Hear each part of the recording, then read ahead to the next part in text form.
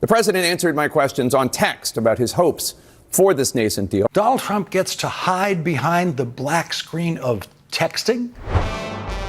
Another video talking about Jake Tapper, a guy who I once held in decent esteem, someone that I thought was trustworthy, a notable figure in the media that you could go to and rely upon the things that he said. And then he bent the knee to Donald Trump. Like many in the media, Morning Joe and Mika Brzezinski rushing to Mar-a-Lago before he even took office to kiss his ass. Jake Tapper's another one of these characters who's making money hand over fist with his book with Alex Thompson about Joe Biden's cognitive issues. Yet, when Donald Trump is MIA, no one knows where he is, Jake Tapper conducts an interview, an exclusive CNN interview with Donald Trump via text message. You know that's not an interview, right, Jake?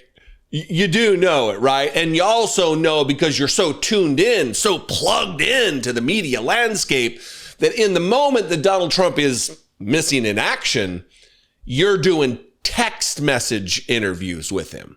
No questions about his cognition, no concerns about, hey, sir, I come to you with tears in my eyes, sir. Why are you not in the public? Why are you not on camera? Why are you not at the very least on the phone with me during this interview via text?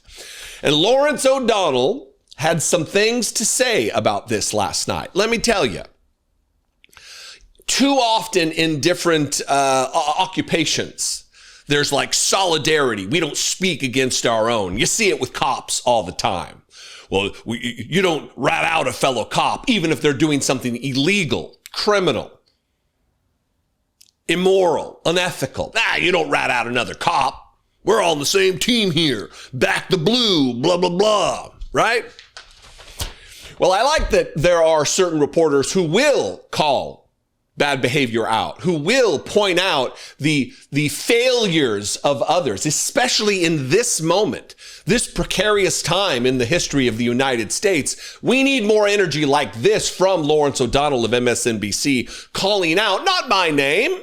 I don't believe he uses Jake Tapper's name, but we know who he's talking about because he plays clips of Jake Tapper breaking down this extraordinarily dangerous moment in our history and in how the media deals with Donald Trump. Watch Lawrence O'Donnell, and we'll talk about it on the other side, and then I'll decide whether I'm going to play more of Jake Tapper's segment. Watch this. And so yesterday morning, CNN presented a so-called interview with CNN that they can't even prove was Donald Trump. They called it breaking news. They called it, quote, an exclusive new interview with President Trump. That's what they called it. Before the interviewer said this. The president answered my questions on text about his hopes for this nascent deal. What? You gave him the questions in writing? So now, instead of letting Trump hide in a phone call where we can at least know that it's him talking, Donald Trump gets to hide behind the black screen of texting?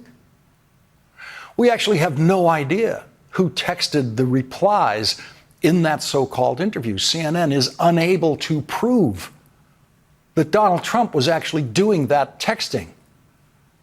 CNN has not revealed how long it took to get a reply to each of the 5 written questions that apparently got replies from someone who texted those replies, or someone who told Donald Trump what to text in those replies, or maybe it was from Donald Trump.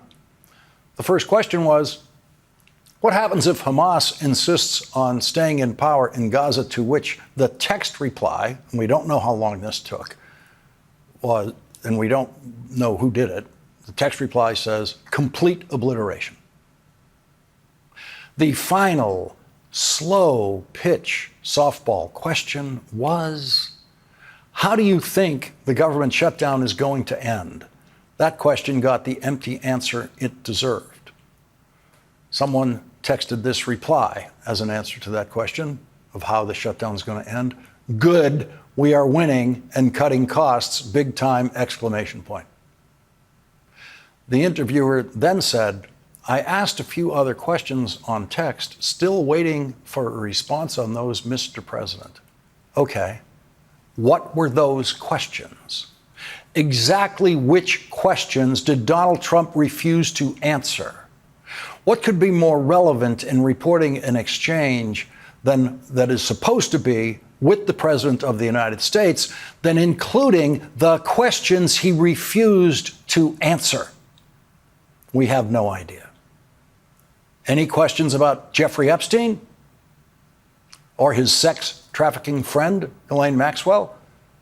Any questions about Jeffrey Epstein's co-conspirator, Ghislaine Maxwell? We don't know. More of this energy from journalists. And let me tell you, piggybacking off what I just talked about which questions are not answered, which questions are most feared by Republicans, by politicians in general, that should be something we talk about. And this is just another angle of that. The questions that Donald Trump refused to answer from the text messages of Jake Tapper are important. So important that we should know what those questions are. Jake Tapper, in many areas here, is failing at his job.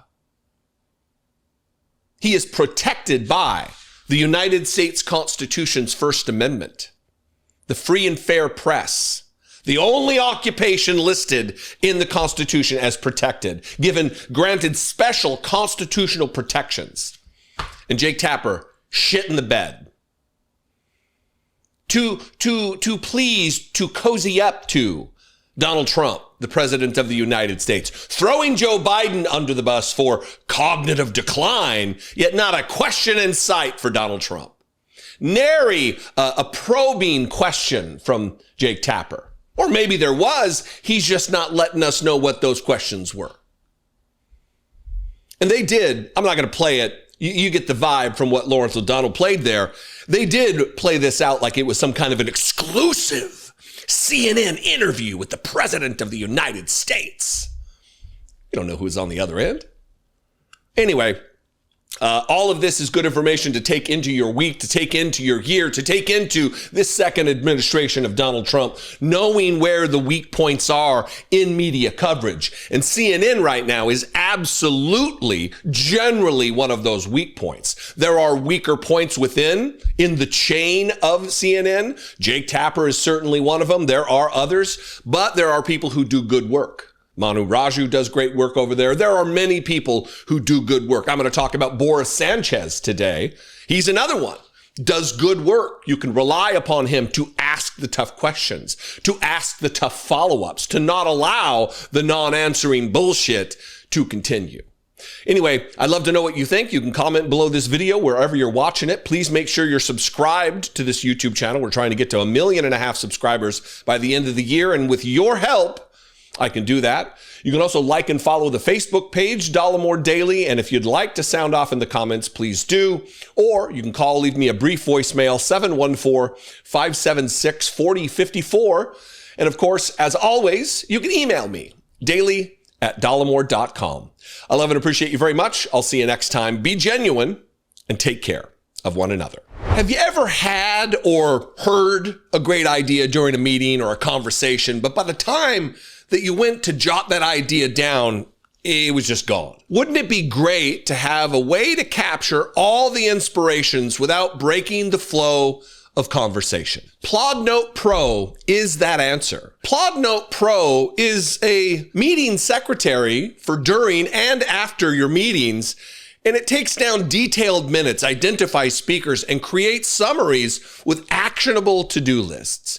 You can then share these insights and summaries with your team instantly. It's like having a pocket-sized personal secretary that sticks to the back of your phone. Click the link in the description to try out Plod's Note Pro or use code Dollemore for a great discount on their other products. The Note, which is perfect for smaller meetings, or this Note pen that I'm wearing, which is even more portable. During a meeting, Plod is the perfect work companion. Slim and portable, Plod blends seamlessly with your phone so you can stay fully in the moment to document what matters. Plod can auto-detect whether you are on a phone call or attending an in-person meeting, and it will record and take notes for you in both scenarios. After the meeting, Plod keeps working, generating reports, highlighting key points, and even brainstorming topics with you. You can review transcripts, revisit insights, and search key info across all of your content with Ask Plod. It's like having a second brain on your side. Try out Plod's Note Pro today. Click the link below or use this QR code. You can also score a great discount on Plod's other awesome products like the Note Pen simply by entering code Dollemore at checkout. Your insights are invaluable. Don't lose them. Capture what matters without slowing the pace of conversation. Let Plod preserve and power your ideas.